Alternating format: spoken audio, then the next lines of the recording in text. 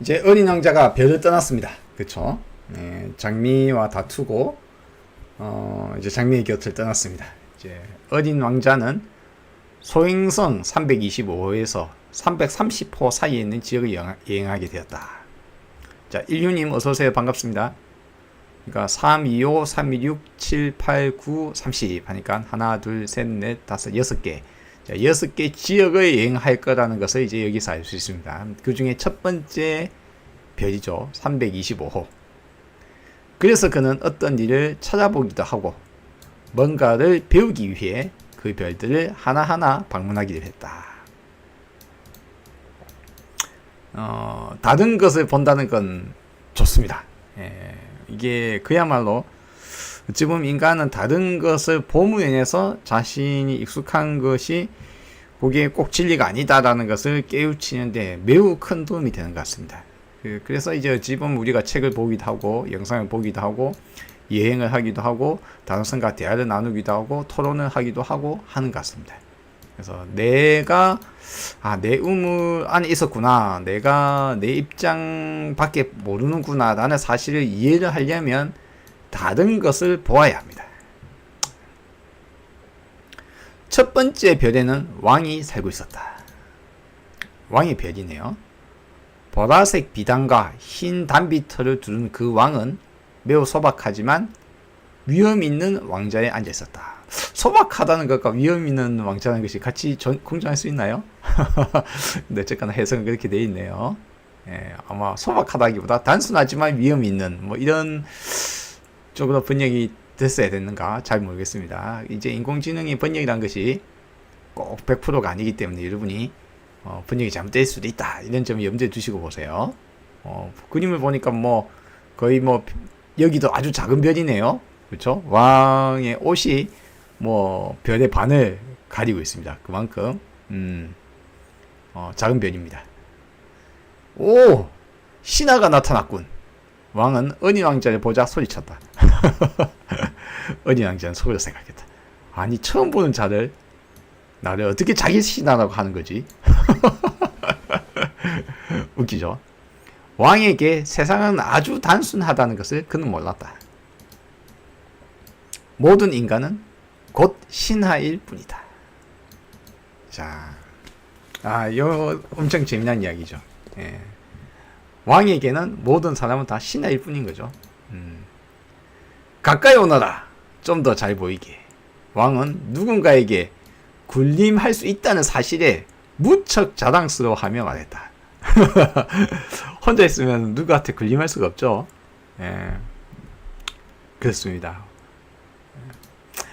어린 왕자는 앉을 자리를 찾았지만 그 별 전체가 왕의 화려한 단비털 외투로 가득 차 있어서 앉을 데가 없었다. 그래서 그는 서 있을 수밖에 없었고 피곤해서 하품을 했다. 왕 앞에서 하품하는 건 예의가 아니다. 금하노라. 금지하노라. 왕이 말했다. 저도 어쩔 수 없어요. 어린 왕자는 당황하며 말했다. 긴 여행을 했고 잠도 못 잤어요. 그렇다면 왕이 말했다. 하품하라고 명하노라. 이건 명령이다. 나는 수년간 누가 하품하는 것을 본 적이 없어. 하품은 내겐 아주 흥미로운 것이지. 어서 다시 하품하라. 명령이다.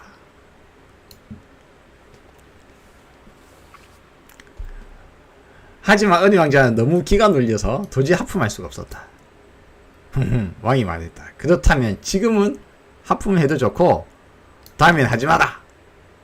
왕은 약간 당황하며 말끝을 흐렸다. 기분이 상한 듯 보였다. 왜냐하면 왕은 자신의 권위가 존중받는 것을 무엇보다 중요하게 여겼기 때문이다. 권위. 무엇보다 중요하게 여겼다. 그는 불복종을 절대 용납하지 않았다. 그는 절대군주였다. 그러나 그는 매우 자비로워서 언제나 합리적인 명령만 내렸다. 그럴까요? 예를 들어 그가 늘 말했다. 내가 한 장군에게 바다새가 되라고 명령했는데 그 장군이 복종하지 않았다면 그건 장군의 잘못이 아니라 나의 잘못이지. 오, 이거 왠지 많이 그렇대요. 저, 앉아도 될까요? 은영자가 조심스럽게 물었다. 앉도록 명하노라. 명령밖에 할 줄 모르네요. 왕은 위험있게 자신의 단비틀 외투 한쪽을 들어올리며 말했다. 그러나 은희 왕자는 의아했다. 그 별은 너무 작았기 때문이다. 도대체 이 왕은 무엇을 다스리는 걸까?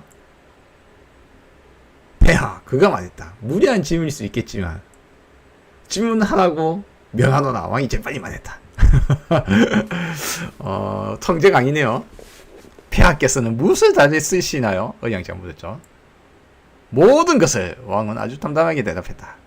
모든 것을요? 왕은 손짓으로 자신의 별과 다른 행성들 그리고 별들을 가리켰다. 이 모든 걸요? 은영자가 말했다. 그래, 이 모든 것을. 왕이 대답했다. 그는 절대 군주일 뿐 아니라 우주의 군주였던 것이다. 상상은 멈추지 못해요. 그럼 별들도 폐하께 복종하나요? 물론이지. 왕이 대답했다. 그들은 즉시 복종한다. 나는 무짓을 용납하지 않아.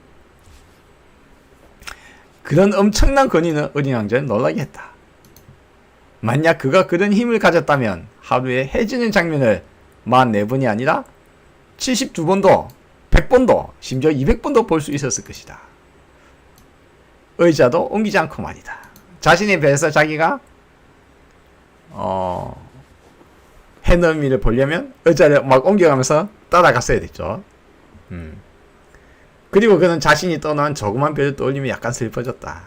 추억이 떠올랐네요. 그래서 그는 용기를 내어 왕에게 부탁 하나를 청했다. 해지는 걸 보고 싶어요. 저를 기쁘게 해주세요. 해에게 지라고 명령해주세요.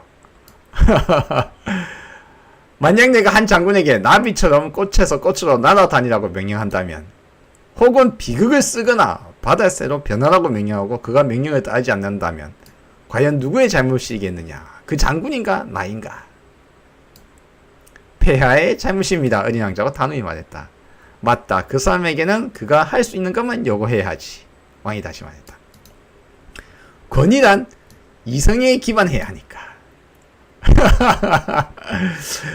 글쎄요. 백성에게 바다에 뛰어들라고 명령하면 반란이 일어날 거야. 글쎄요. 바다에 뛰어들라고 해도 반란 안 일어난 적이 많죠.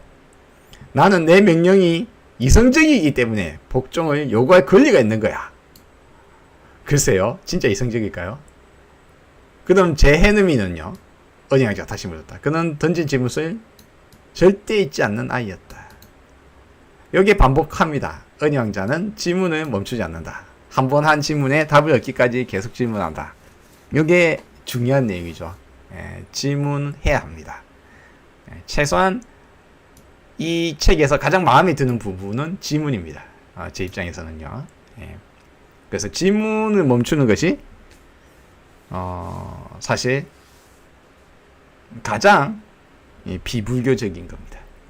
질문을 해야 됩니다. 곧 해넘이를 보게 될 것이다. 내가 그렇게 만들 테니. 하지만 통치자로서 나는 그 조건이 적절해질 때까지 기다릴 것이다. 그게 언제인데요? 은희 왕자가 물었다. 왕은 커다란 달력에 뒤적이며 말했다. 오늘 저녁 7시 40분쯤. 그러면 내 명령이 얼마나 잘 지켜지는지 알게 될 거야. 은희 왕자는 하품을 했다. 그는 놓쳐버린 해넘이를 아쉬워하고 있었다. 게다가 벌써 조금 지루해졌다. 여기서 더 이상 할 일이 없어졌어요. 은희 왕자가 왕에게 말했다. 전 떠날 거예요. 가지 마라. 신하가 생긴 것을 자랑스러워하던 왕이 대답했다. 가지 말 거라. 너를 장관으로 삼겠다. 무슨 장관이요? 정의 장관. 그런데 재판 사람이 아무도 없잖아요. 정의, 저스티스, 판관. 그쵸? 근데 재판할 사람이 없는데요. 그건 알 수 없다. 왕이 말했다. 나는 아직 내 왕국을 다 돌아보지 못했거든. 나는 매우 늙었고 마차를 위한 자리도 없고 걷는 것도 힘들단다. 그래도요. 저는 이미 다 봤어요. 은희 왕자가 몸을 기울여 행성 반대편을 또다시 돌아보며 말했다. 그쪽에도 아무도 없어요. 그럼 너 자신을 재판해보거라. 왕이 대답했다. 그게 가장 어렵단다. 이야, 요 부분은 재미난 부분이네요. 예. 왕이라는 사람을 단지 비판의 대상으로 본 것이 아니라 왕의 입을 빌어서 뭔가 현명한 말이 하나가 나왔습니다. 야, 너 자신을 재판해 보거라. 그것이 가장 어렵단다. 아, 이거는 아주 불교적인 내용입니다. 예, 그리고 이제 아마 가장 예수적인 말이기도 합니다. 자기 자신을 판단하는 것이 타인을 판단하는 것보다 훨씬 더 어렵단다.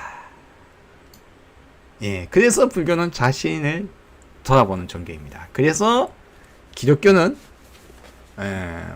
남의 눈에 티끌을 보고 뭐라고 하지 말고 너 자신의 눈에 있는 들보를 바라보고 그것을 빼라고 이야기합니다. 예, 그게 산상수훈에 예수의 산상수훈에 적혀있는 가장 훌륭한 내용 중에 하나입니다. 불교와 가장 통하는 핵심 구절이기도 하고요. 만약 네가 너 자신을 제대로 판단할 수 있다면 넌 진정한 지혜로운 사람이란다. 야, 요번 10장에서는 핵심적인 내용을 왕이 말하고 있습니다. 지혜란 무엇인가? 스스로를 제대로 판단할 수 있는가? 스스로를 비판할 수 있는가? 돌아볼 수 있는가?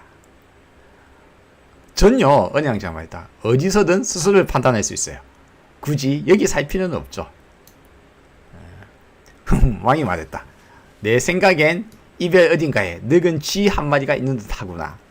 밤에 나는 그 녀석 소리를 듣지. 그 녀석을 재판하면 되겠다. 재판을 하기 위해서 재판을 만들어내네요. 가끔 사형 판결도 내려보거라. 그러면 그 녀석의 생명이 너의 정의에 달리게 될 테니까. 아, 무시무시한 이야기입니다. 네가 무엇이 정의라고 생각하는지에 따라 그 사람의 생명이 왔다 갔다 한다.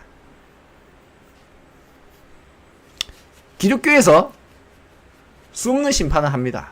그리고 상대방을 이단으로 심판을 내리고 정의를 내리고 마녀 사형도 하고 사형도 시키고 그래 왔어요. 역사 이래로. 하나님을 믿지 않고 예수님을 믿지 않으면 전쟁도 불사하지 않았습니다. 하나님 믿지 않은 사람은 노예로 부려왔어요. 타 종교인에 대해서 그렇게 비관용적이었습니다. 그러나 예수의 산상수훈에는 뭐라고 되어 있습니까? 심판하지 말라. 그쵸? 왜? 딱 요 문구가 나오네요. 그 녀석의 생명이 너의 정의에 달리게 될 테니까. 네가 정의롭다고 생각하는 기준에 맞지 않다면 네가 사형 판결을 내리면 심판을 내렸을 때 그 사람 죽게 될 테다.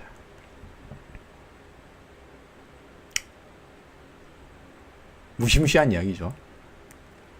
하지만 매번 용서해 주거라. 아까우니까. 한마디밖에 없거든. 저는요, 어린 왕자가 대답했다. 사형 판결 같은 거 내린 거 좋아하지 않아요. 이제 정말 가야 되겠어요. 안 된다. 왕이 말했다. 하지만 준비를 마친 어린 왕자는 늙은 왕을 속상하게 하고 싶지 않았다. 전하께서 정말 복종을 원하신다면 합리적인 명령을 내리셔야 해요. 그새 배웠네요. 합리적인 명령이 무엇인지. 예를 들어 1분 이내에 떠나라 이렇게 명령하셔도 되겠죠. 지금 상황이 적절해 보여요. 내가 지금 떠날 테니까. 왕이 아무 말도 하지 않자 어린 왕자는 잠시 망설이다가 한숨을 쉬며 떠났다. 왕의 건의를 정면으로 거절했네요.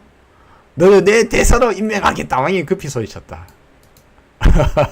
대사니까 다른 나라에 대사로서 가게 되는 거네요. 떠날 수 있는 명분을 제시해 줬습니다. 그는 정말 위험 있는 태도를 취했다.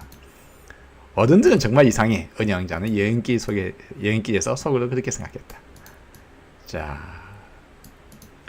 어른들은 정말 이상해라고 이야기하고 마치 어린 왕자가 어린 왕자인 것처럼 이야기하지만 이것은 어른과 어린이의 차이가 아니라 왕과 왕이 아닌 자의 차이. 다른 별에 사는 사람끼리 만났을 때의 상황이라고 저는 생각합니다. 자, 어쨌거나 자, 여기까지 읽었습니다.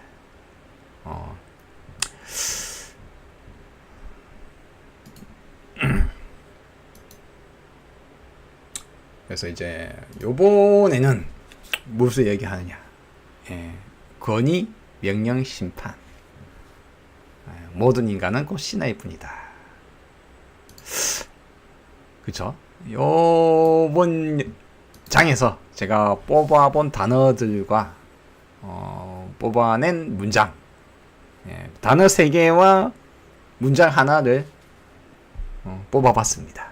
제가 다루고 싶은 내용입니다. 미라클님 어서오세요. 반갑습니다. 그러면 이제 해봅시다. 하나씩.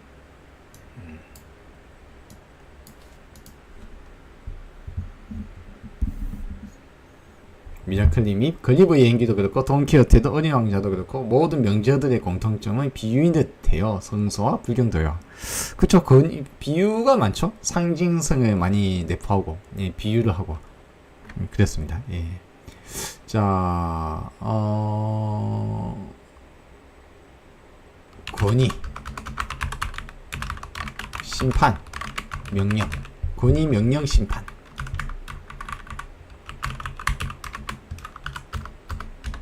모든 인간은 신하일 뿐이다.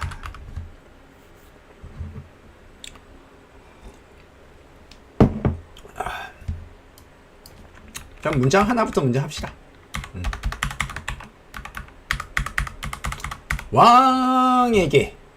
왕에게는 모든 인간은 신하일 뿐이죠. 왜냐하면 왕은 정점이니까요. 최고. 내가 왕이야. 모두 내 말을 따라해. 그렇죠? 내 말을 따라야 할 신하들로 사람들을 보게 된다. 왕이란 것이 지금도 있다면 어느 곳에는 있죠. 왕에게 여전히 왕권 국가는 아직 있습니다. 왕권 국가와 왕족 혈통으로 이어지는 왕이란 것이 현대 사회에서는 왜 없는가? 현대 사회에서 있긴 있지만 이것이 대세가 아닌가? 지금에 있어서는 어떻게 소위 말하자면 공화정에 도달했는가? 자, 귀족 및 왕과 귀족의 대표적인 게 뭡니까? 이렇게 혈통으로 이어진다는 거죠. 맞습니까? 왕은 뭐로 이루어져요? 혈통을 기반하죠. 그게 뭐 장자우선이든 뭐 왕이 선택하든 귀족도 그렇죠. 우리가 귀족이다. 혈통 기반의 세습되는 지위, 권력, 부 이런 것들이 이제 왕과 귀족이라는 이름으로 우리 사회에 오랫동안 있어 왔습니다. 근데 그것이 공화정 이제 드디어 이런 것들이 혈통으로 세습되는 권력과 지위를 거부하고 그것을 인정하지 않는 새로운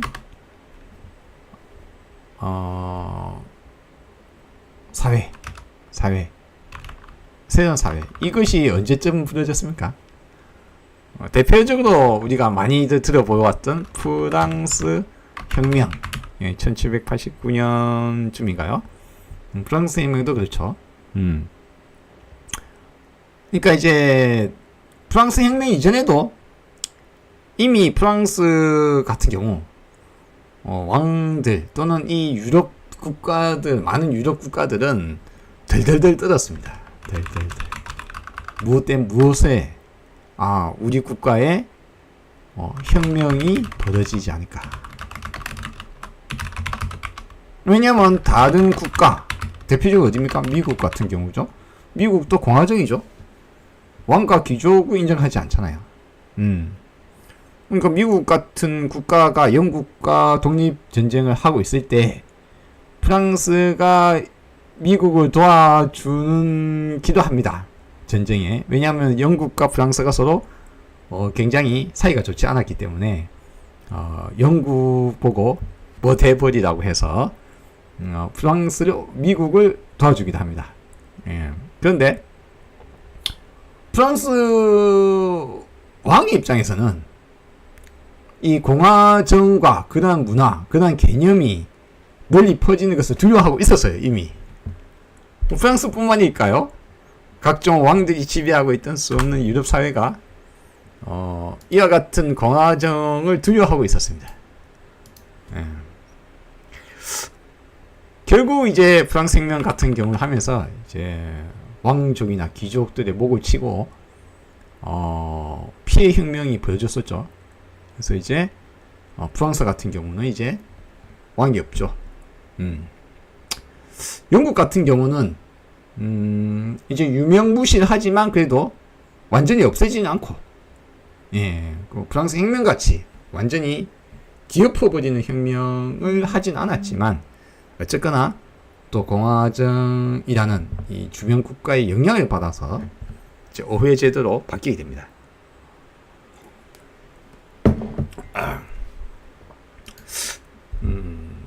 그 이제 뭐 우리가 왕에게는 모든 인간은 신하일 뿐이다라는 세상에 있었습니다. 세상에. 그리고 우리는 지금 21세기 살고 있는데 2025년 올해는 지금 2025년 7월 29일이죠. 7월 29일인데 그런데도 지금 이 시기에도 우리가 영화, 드라마, 만화 뭐 보면은 왕, 왕자, 공주, 귀족 뭐 이런 것들을 마치 좋은 것인 마냥 이렇게 막 그런 이야기들을 자주 하고 막 아름답게 묘사하거나 멋있게 묘사하거나 하기도 합니다. 과거의 잔재이기도 하지만 지금 21세기에 들어서 이제 우리 세상이 근대화 목록 중에 하나가 바로 이와 같은 뭡니까? 특정 개념의 타파가 있어 왔다. 모던이라는 것은 모던, 근대, 모던의 도래는 모던의 도래는 사실 무엇일까요? 모던의 도래는 사실 제가 보기에는 모던의 도래는 사실 개념의 타파로 인한 것이다. 그리고 모던이 멈췄느냐? 사실은 지금도 그 모던의 계속이다. 많은 사람들이 뭐 포스트 모던이라든가 뭐 이런 이야기 하는데 사실 우리 세상은 여전히 모던화 중이다. 왜냐하면 개념의 타파가 제대로 되기 전에 사회는 우리나라 사회 같으면 어떻습니까? 우리나라 사회 같으면 이제 왕족이나 귀족, 양반, 노예 뭐 등등의 혈통으로 인한 어떤 세습 권력 이런 부는 지금도 이제 세습부가 이루어지고 있죠. 자본주의라는 이름으로 세습 권력을 부정하는 사회입니다. 그렇죠? 현재 사회는 우리 사회는 그렇죠. 그런 걸 인정하지 않잖아요. 그럼 이걸 인정하지 않게 된 것은 개념의 타파를 했기 때문이에요. 너가 언제부터 왕인데? 너가 언제부터 귀족인데? 이거 왜 내가 노예고 네가 왜 양반인데? 왜 내가 노비인데? 언제부터 그래 있었다고? 그 개념의 타파. 그러니까 모던의 도래는 사실 말하자면 우리가 불교를 제가 뭐라고 했다고요? 불교는 개념의 타파. 이것이 바로 해탈이다. 개념의 타파가 해탈입니다. 우리 불교를 한다는 것은 개인의 개념의 해탈. 개인이 묶여 있었던 개념들이 내가 어디에 물들여 있으며 난 어떻게 생각하고 어떤 것에 묶여서 살아가는가. 그 개념을 이해하고 내가 거기에 묶여서 살고 있다는 사실을 이해함으로써 이제 해탈이 벌어지는 겁니다. 근데 불교는 개념의 타파, 해탈이라면 그러면 개인의 해탈도 개념의 타파고 사회의 해탈은 뭐냐 이거예요. 근데 사회의 해탈. 군대화 또한 군대화는 개념의 타파이다. 뭐 예를 들어서 대표적인 게 뭐가 있습니까? 여성은 남성을 따라야 한다. 그래서 뭐 여성에게 뭐 투표권도 없다든가, 우리나라 유교 사회 같으면 여성은 남자를 따라야 한다든가, 아버지를 따르다가 아버지를 죽으면 남편을 따르다가, 결혼하면 남편을 따르다가 남편이 죽으면 아들을 따라야 한다든가 그딴 개소리가 유교 사회에 있었죠. 그러면 뭡니까? 남성 위주의 사회죠. 그쵸?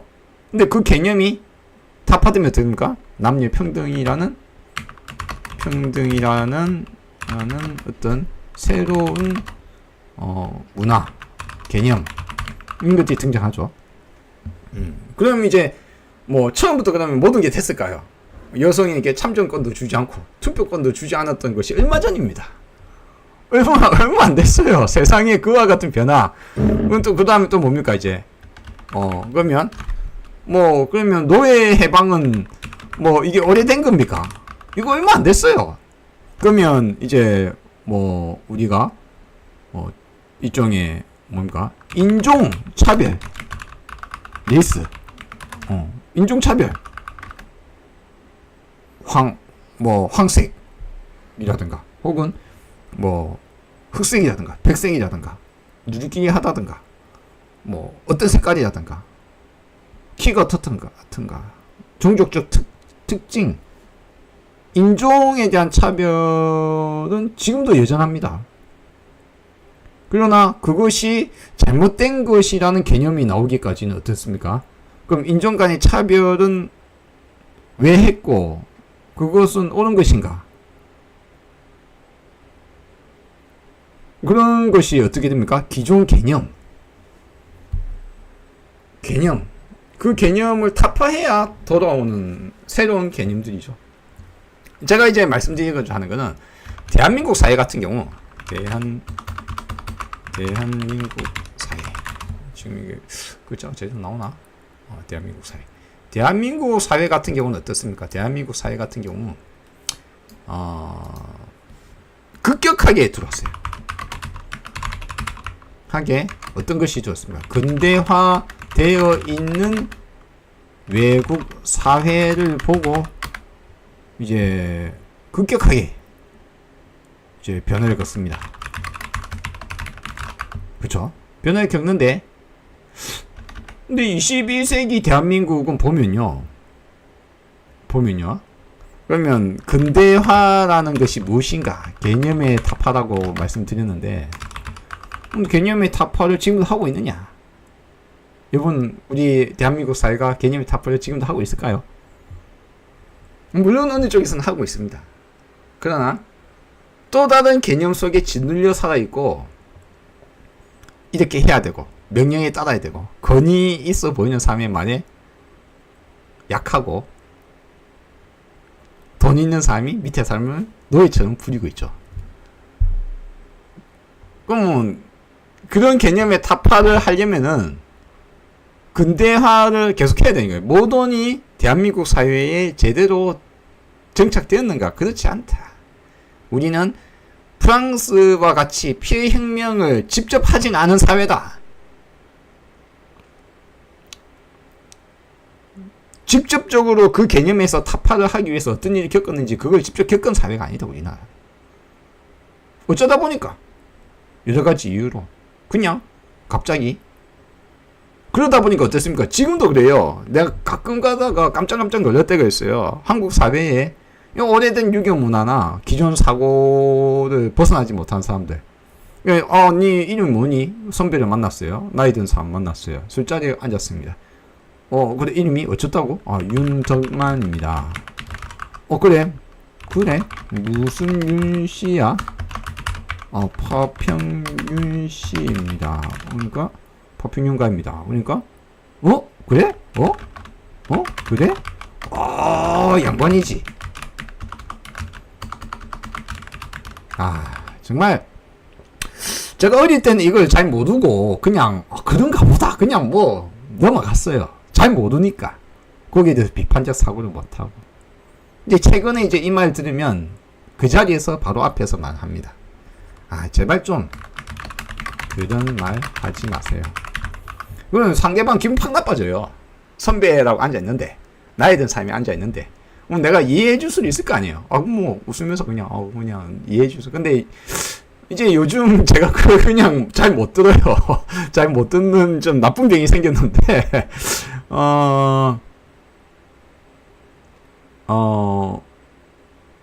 아니, 그럼 내가 양반이면은, 그럼 다른 성씨의 사람을 만났으면 그 사람 성을 물어본다. 그 사람 성씨가 별로면은, 너 노예네, 그럴 거예요?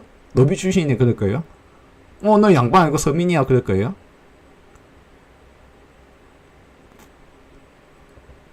내가 윤씨인 것이, 그러면 진짜 양반 윤씨인지, 아니면 뭐 중간에 뭐 조작해가 윤씨인지 내가 어떻게 알아요? 다들 자기가 양반이라 하겠지. 근데 양반이 자랑스럽나? 정말? 왕족이면 자랑스러워? 저 말 속에는 그게 포함되어 있어요. 자랑스럽고, 자기는 훌륭하고. 보통 그 말 하는 사람들은 자기가 양반이라고 생각해요. 자기 성씨와 자기 씨가, 핏줄이. 저 그거 억수 싫어해요. 세상이 어느 시기인데. 근데 뭡니까? 세상은 공화정의적으로 돌아가지만 세상 사람들은 그것이 어떻게 도래했는지 모른다. 몰라요. 모른다니까. 억수로 지성인 것처럼 막 이야기하고 막 지식도 많고 막 진보적인 것처럼 이야기합니다. 근데 저는 말을 해요. 물론 어떤 거는 진보적이고 어떤 건 깼지만 어떤 건 못 깬 것이 사람이기도 해요. 모든 걸 다 어떻게 깹니까? 그러니까 서로 비판하기도 하는 겁니다. 서로 비판을 하는 것을, 비판 자체는 그냥 받아들이는 거죠. 들어보고 그 말이 옳은 것 같으면 나이가 어리든 많든 남자이든 여자이든 상관없이 그 말이 옳은가 그런가 들어보고 니 말 맞네. 야, 내가 생각 깼다. 내가 양반이라고 내가 억수로 자랑스러워하고 다녔는데 양반이 자랑스러운 게 아니네. 응? 양반이 자랑스러운 게 아니야. 근데 우리나라 사회에 물어보세요. 몇 퍼센트가 양반인 걸 자랑스러워하고 다니는지. 이상하네. 근데 양반 수가 그리 많았나? 조선시대 때. 이상한 일이네. 뭐 어쨌거나 이 비슷한 겁니다.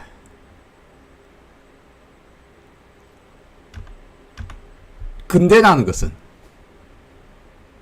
모던이라는 것은 개념의 타파로 인해서 우리가 세상이 바뀌었지만, 그런데 지금의 사회는 모던의 계보를 잇고 있지 못하다. 이 개념의 타파에 혜택을 일부 받았을지 모르지만 모든 개념에 대해서 깊이 사고하고 그걸 타파하려고 하고 있는가 사회는? 아니면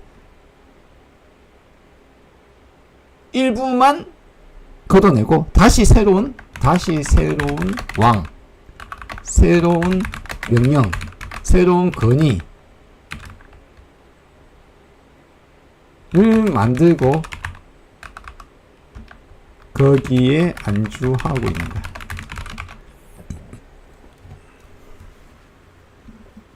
현대사회는 돈의 권위, 지식인의 권위, 의사의 권위, 변호사 판사의 권위, 검사의 권위, 대통령의 권위, 국회의원의 권위, 지역 유지의 권위, 재벌의 권위, 자본주의라는 자본주의, 소유, 그러한 기본 개념, 이 개념에 대해서 비판받지 않고 그걸 비판하면은 공산주의라면서 들으려고 안 해요. 난 공산주의 이야기 하려고 하는 거 아닌데, 공산주의 독재 시스템을 좋다고 이야기하는 것도 절대 아닌데, 모두 다 어떤 것도 소유하지 말라는 그런 헛소리를 할 생각 없는데, 그런데 자본주의와 소유라는 개념에 꽉 묶여서 어떠한 비판도 듣지 않겠다.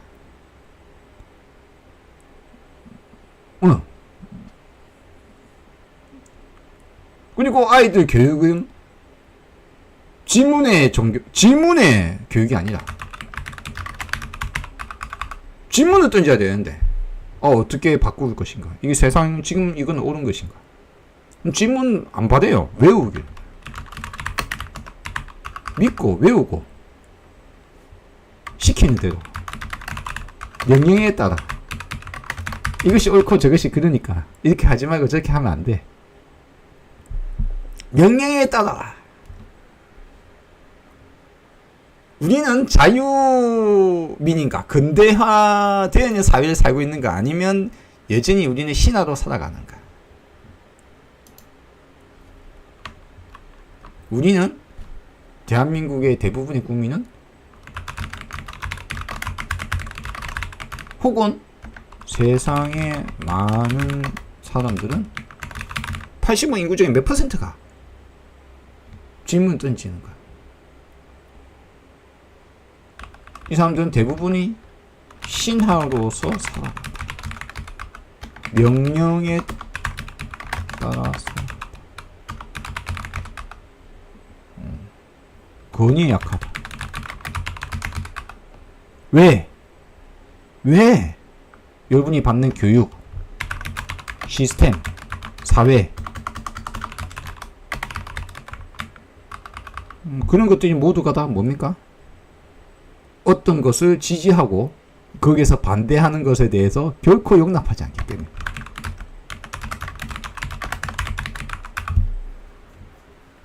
왕이 이렇게 이야기하죠.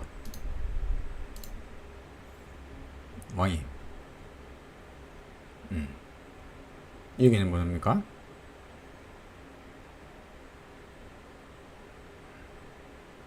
우주의 군주이고 절대 군주다. 절대 질문하면 안 되고 절대 비판받아서는 안 되고 내 권위는 지켜져야 합니다. 무엇에 다 쓰이시나요? 모든 것에 다 쓰인다.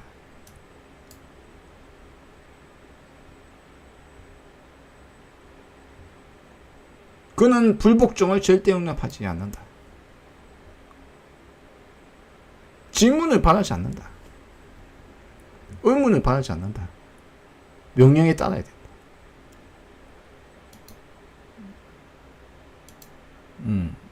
그래서 여기서 왕은 우리가 왕을 바라볼 때 권위, 명령, 심판, 정의, 선, 법,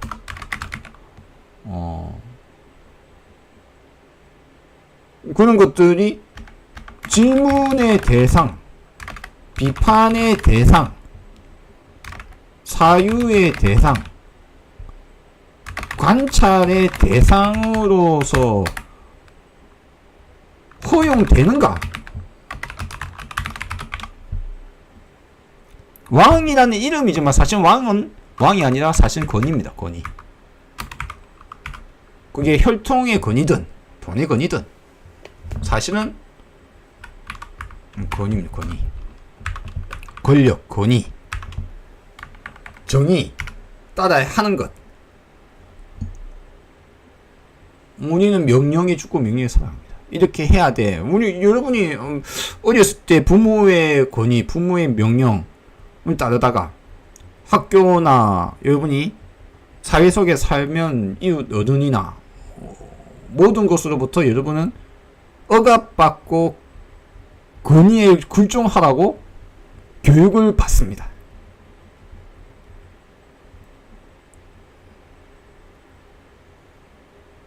사유하고 질문하고 대화하고 토론하는 게 아니에요.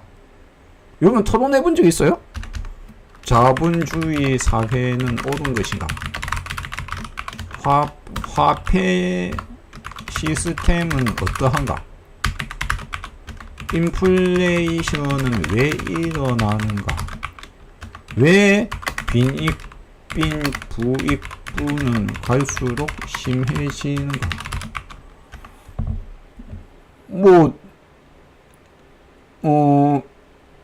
이런 것들에 대해서 토론하고 토의해 본 적이 있으신가요, 혹시? 학교에서 저런 거 질문하고 토의 토론하라고 하면은 그럴 시간이 있어요? 아니면 그냥 외워야 돼요? 열심히 그냥 열심히 외우고 열심히 정답을 쓰는 사회자. 하라는 대로 무시 옳고 그르고. 신이 있는가 없는가, 이 질문은 이런 거 안 하잖아요. 신은 있는가, 이런 질문 안 하잖아요. 질문을 용서 안 해요. 교과서에서는 질문을 바라지는 않습니다. 학교 시스템은 그런 걸 바라지 않아요.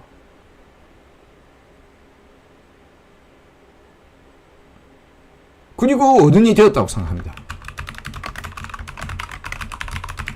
나는 이제 다 알았어. 배웠어. 이제 딱딱하게 굳어요. 어른으로 굳어버립니다. 자기도 나이가 들었다고 명령해요. 어린애한테.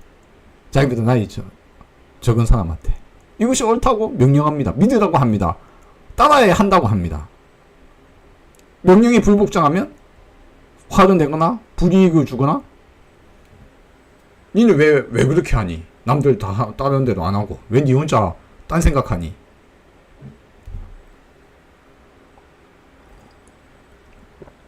종교, 부모, 사회, 권력, 시스템, 사회, 회사 다 그래요. 다. 맞으면 한국 사회뿐만 아니라 세계 사회는 모든의 사회에 살고 있지만, 모든의 사회에 살고 있습니다. 우리가 그 시스템의 영향에, 모든 시스템의 영향 안에 몇 가지가 타파되면서 지금의 모든 사회가 도래했고, 지금도 모던은 계속되고 있어요. 지금은 포스트 모던 세상이 아니에요. 모던도 아직 완료가 안 됐어요. 모던은 완료될 성질의 것이 아니에요. 개념의 타파는 끊임없이 되는 거예요. 그냥 과학화 사회, 모던화 사회, 불교적 사회는, 지문의 사회는 비판적 사회, 정답이 있는 것이 아니라 토론 토의하고 끊임없이 바뀌어 나가는, 무엇이 최선인지 찾아가는 사회는, 그런 사회는 계속되는 거예요. 그냥. 근데 모던이 도래도 안 했는데, 도래하지도 않았어요. 아직. 왜? 국민 대다수는 질문하지 않으니까. 무엇이 옳다라는 것에 대해서 함부로 한국 사회는 더 심하죠. 왜? 공산국가와 마주붙어 있기 때문에. 뭡니까? 그러면 한국의 시스템을 비판하면 뭐라고 합니까? 종북 좌파 새끼, 빨갱이 새끼 라고 우겨버립니다. 그러니까 단 한마디조차도 제대로 할 수 없는 우리나라는 어떤 사회입니까? 끔찍하게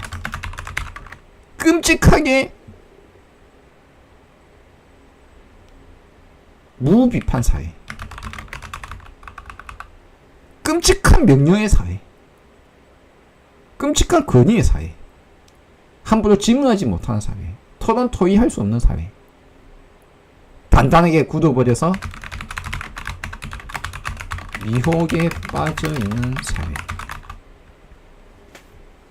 우리 개인이 내가 어떤 그런 것에서 벗어나는 것이 개인의 해탈이라면, 사회적 해탈은 그 국민 개개인이 얼마나 많은 사람이 질문을 던질 수 있는 사회인가, 토론 토의도 하고 내가 운문 안에 빠져있다는 사실을 이해하고 거기에 대해서 다른 사람의 말을 들어보려고 노력하는가, 현대 사회에 대해서 비판을 할 수 있는가, 현대 종교 시스템에 대해서 비판할 수 있는가, 조계종 종정을 비판할 수 있는가, 대통령을 비판할 수 있는가, 의원을 비판할 수 있는가, 사회 시스템을 비판할 수 있는가.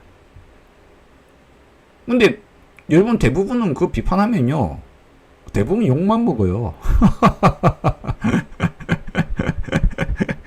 제가 이재명 비판하면 이재명 지지자는 욕할 거 아니야. 윤석열 비판하면 윤석열 지지자는 욕만 할 거 아니야. 근데 비판 안 하는 사회는 옳은 사회일까요?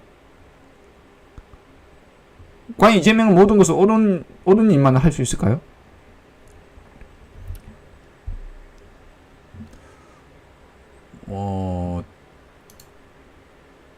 예. 지금 한국 사회는 너무나 아직까지 파쇼적인 사회입니다. 파시스트 사회. 자, 왕과 건의 명령 심판에 대해서 일부 이야기 드렸습니다. 자, 오늘 강좌는 여기까지 마치도록 하겠습니다. 여러분 질문 있으시면 질문 해주시기 바랍니다. 예.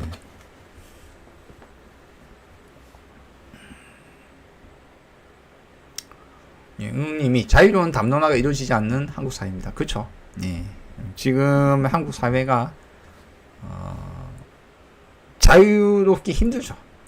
공산국가와 마주보고 있고 전쟁에 참혹한 기억이 바로 앞에 있으며 얼마 전까지만 해도 뭐 간첩도 활동을 하던 뭐 지금이라고 감청이 없긴 없겠습니까? 근데 직접적인 어떤 전쟁의 여파와 또 미국의 어떤 미국과 소련, 중국 간의 어떤 이데올로기 전쟁, 그런 것이 사실 얼마 되지 않은 거예요. 지금 벌써 60대, 70대 사람들 입장에서는 그런 시대를 살아왔던 사람입니다. 근데 세상이 바뀌어 가고 있는 와중에 여전히 그와 같은 이데올로기에 빠져서 함부로 이야기하지 못하는 사회. 그런 말 함부로 하면 바로 뭐도 잡아갑니까? 뭐도 잡아가요. 무슨 법입니까 그게?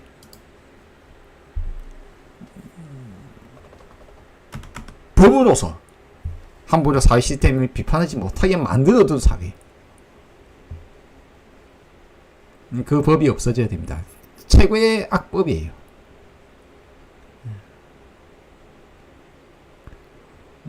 사실 이제 의원님이 있는 스스로 사이비 종교라고 생각을 하셨던 그 종교뿐만 아니라 제가 말씀을 드리자면 사실 모든 종교는 사이비예요. 예. 종교 단체가 사이비화가 되어 있지 않은 종교는 드뭅니다. 예. 왜냐하면 미신을 기반으로 하기 때문에, 믿으라고 하기 때문에. 대한민국 같은 경우는 국가보안법 같은 것이 국보법이 철폐가 되어야 이제 좀 더 자유로운 토론 토의가 가능합니다. 뭔가 사회적 비판을 하고 있으면 국보법을 걸어서 잡아 가둘 수 있는 사회이기 때문에 더욱더 안타까운 사회입니다. 수없는 사람들이 국가보안법의 희생자로서 고문당하고 억울한 사람들이 수없이 나온 그런 나라입니다. 예.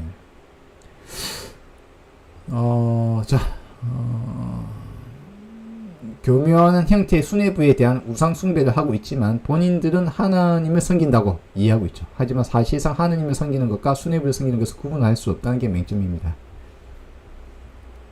예, 그렇습니다. 예, 님의 말씀처럼 보통은 자기 이득에 따라 하느님이 이용하죠. 예, 말만 하느님이고 내 말이 곧 하느님의 말인 것으로 치환될 뿐이죠. 사이비죠. 보통 불교도 그래요. 자기 말이 부처의 말인 마냥 자기 권위와 권력과 먹고 사는 문제를 해결하기 위해서 언제나 그냥 믿으라고 사실을 이야기하지 않는 그런 종교단체가 지금 사실 대부분의 불교단체가 그러합니다. 본인들도 사실은 자신이 믿고 있는 게 미신이라는 것을 벗어나기가 힘든 사회입니다. 왜냐하면 그런 것을 지적하면 건방지거나 왜 내 믿음을 네가 뭐라 하니라든가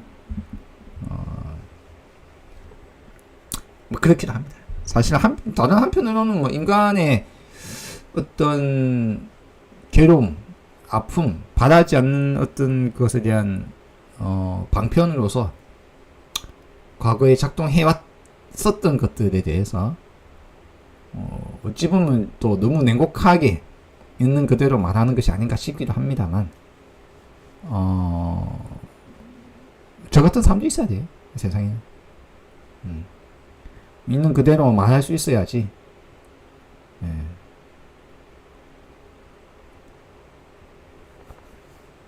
영재님이 토론 전용 TV 채널이 생겼으면 좋겠습니다. 토론 전용 채널도 있으면 좋고, 또 국가적 어떤 의견 같은 경우도 국민 토론 같은 것이 국민들에게 그 어떤 정보 양쪽에 첨예하게 부딪히는 것이 있다면 양쪽의 정보를 있는 그대로 사실로서 전달해 줄 수 있고, 그에 대해서 자기의 주장을 전달하고 상대방과 토론하는 모습을 볼 수 있는 그런 형태가 되어야 됩니다. 국가적인 문제, 진정한 민주사회라면 국민이 그 알 권리를 가지고, 그런 알 권리를 갖고 스스로 판단할 수 있도록 국민의 여론이 형성을 하고 그에 맞춰서 이렇게 움직여야 되는데, 뭐 우리 뭐 예를 들어서 뭐 차별 금지법, 혹은 뭐 비핵화, 한국 같은 경우 핵 발전 문제, 핵 발전소를 새롭게 만든다는 이 문제, 핵 발전소 뭐 개발 또는 설립, 뭐 이런 거, 이제 건설, 이런 것들, 뭐 여러 가지 것들이 정보가 전달되고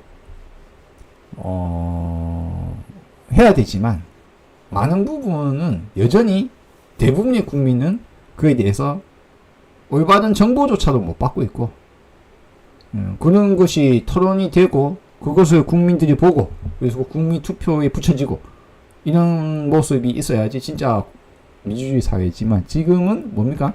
깜깜이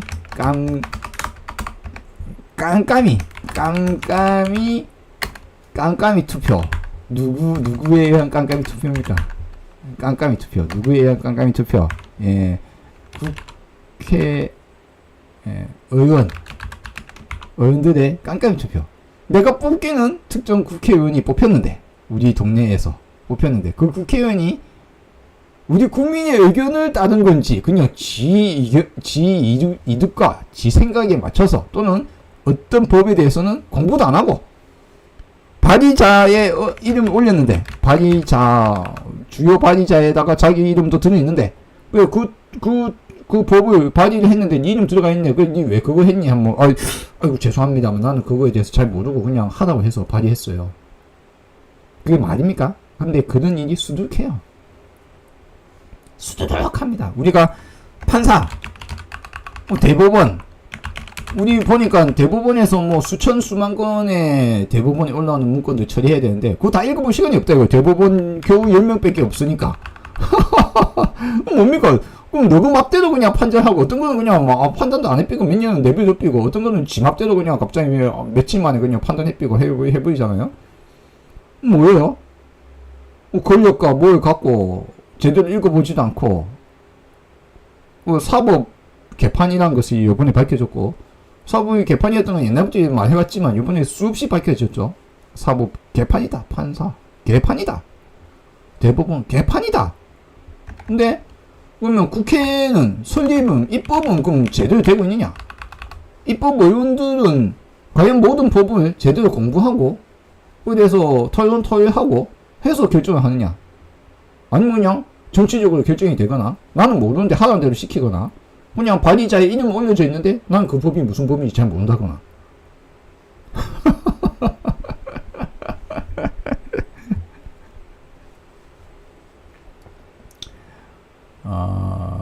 뭐 현대 사회에 이제 비판을 하자면 끝도 밑도 없습니다. 우리나라만 그러냐 하면 그건 또 아니고요.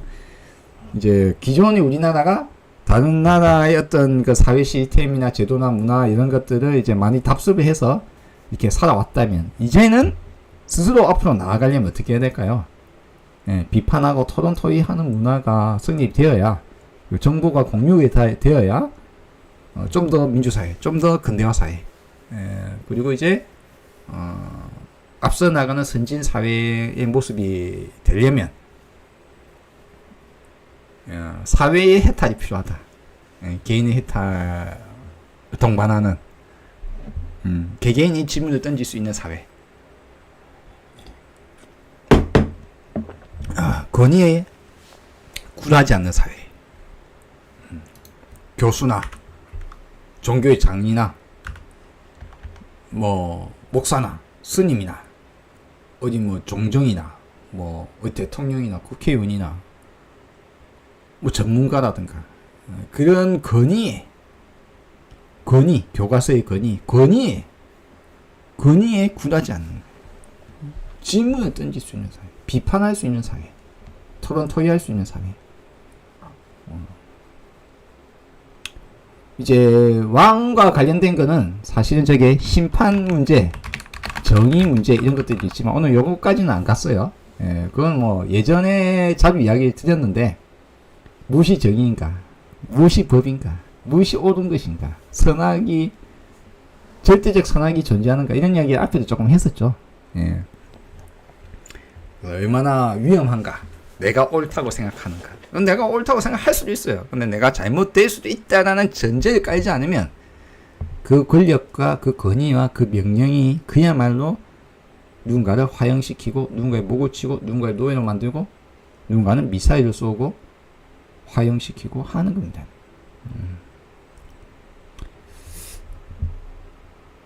또 다른 뭐 질문이나 여러분이 궁금하신 거 있거나 여러분이 감사함을 들려주셔도 괜찮겠습니다. 예. 한 5분 정도 여러분이 뭐 질문이 없으시면 조금 기다렸다가 마치도록 하겠습니다. 예. 왕의 별에 와서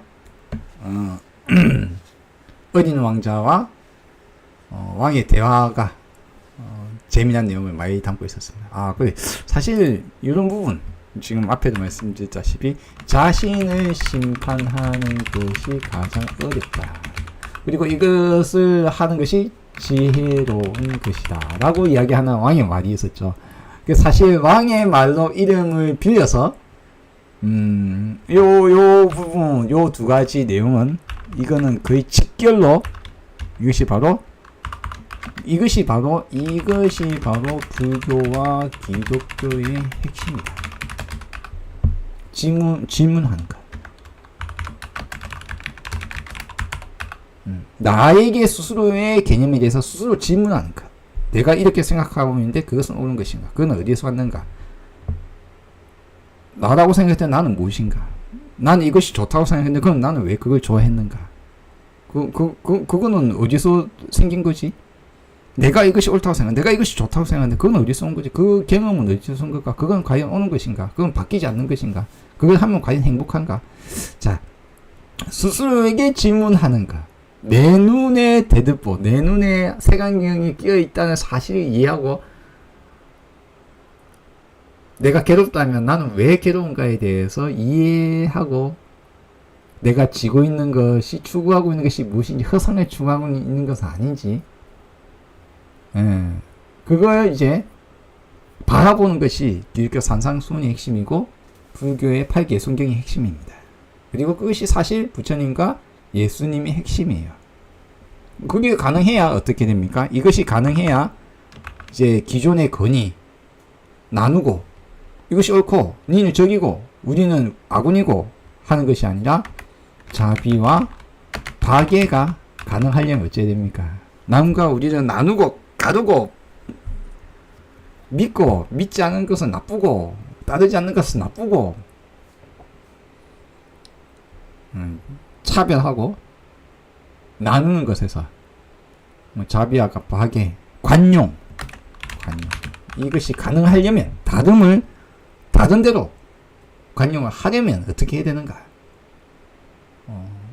이것이 불교와 기독교의 핵심이고 그렇습니다.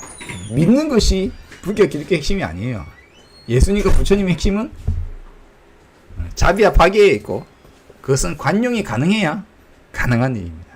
근데 여러분이 관용을 하는 것이 아니라 믿으라고 하고 믿지 않는 자 나쁘다고 하고 따르지 않는 자 권위를 따르지 않는 자 나쁘다고 하고 그런 종교나 그런 사회에 있다면 그리고 내가 그렇다면 내가 남을 심판하고 이것이 정의라고 생각해서 남을 심판하기를 즐기하고 내가 잘못된지 않았는지 스스로를 비판하고 스스로에게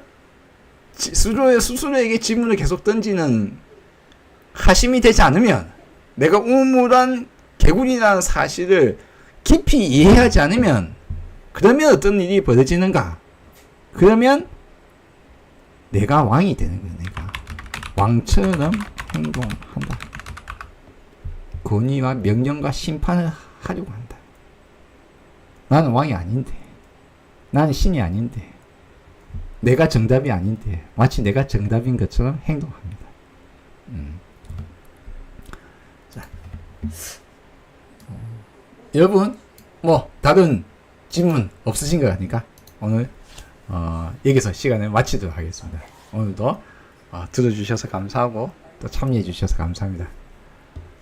다음에 또 뵙겠습니다. 여러분 성불 하시기 바랍니다. 빠이빠이.